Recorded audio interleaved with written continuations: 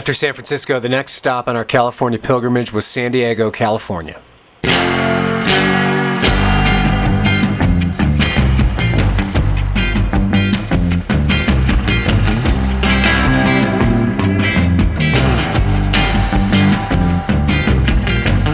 next day we went right to Pizza Port, where Michael was interviewing a young upstart celebrity brewer, Tomme Arthur.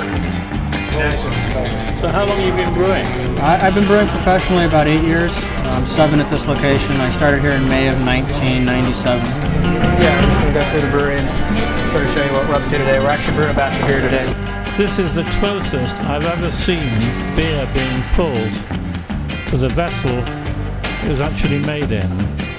This place is so much different. It's 180 degrees away from any sort of a wine notion or a highfalutin beer bar or anything that you would expect. And to come into this place and to see the beers that we're doing and to experience the surfer persona or the atmosphere of the restaurant itself, but then to have this set of beers that maybe don't go together perhaps, but what we're showing people is that, you know, our beer doesn't have an attitude of high superiority. You know, we're showing people that beer can be this great beverage, that it can be so much more than a regular, you know, macro-produced beer. But at the same time, you don't have to go into a restaurant and pay $15 for a glass of something that you may not enjoy. What are some of the most extreme beers? Some of the most extreme beers we've made are obviously the Cuvée was something that was inspired by some of the sour beers of Belgium, and it's a barrel-aged strong beer with the different Brettanomyces strains and the sour cherries, and it's barrel-aged.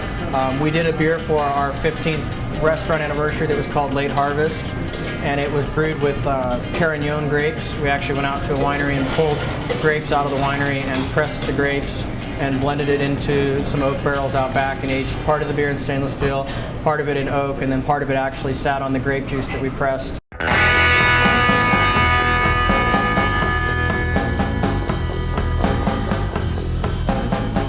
We're gonna have a portobello risotto right there, and then I haven't started cooking the steak yet, but hopefully this will be done in time. But it's a stuffed cabbage, and then on that grill we're gonna cook a Kobe style tenderloin. It's the best steak there is.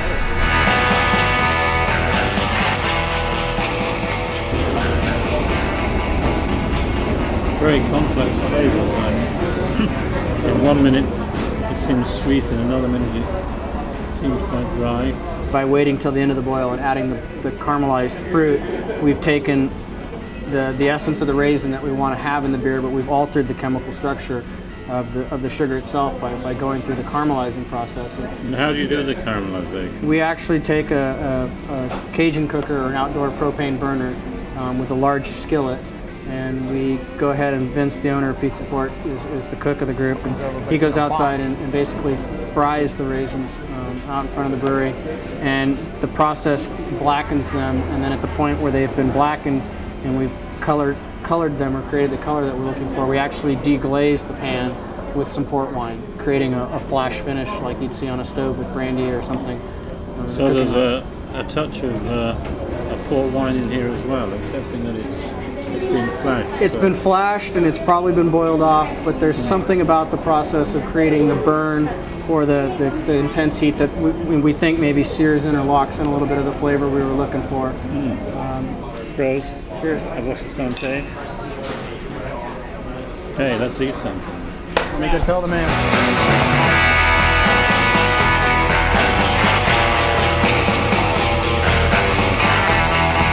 It was a great day. The owner, Vince, put on just an amazing spread in honor of Michael's visit, and it was a real special day at Pizza Port.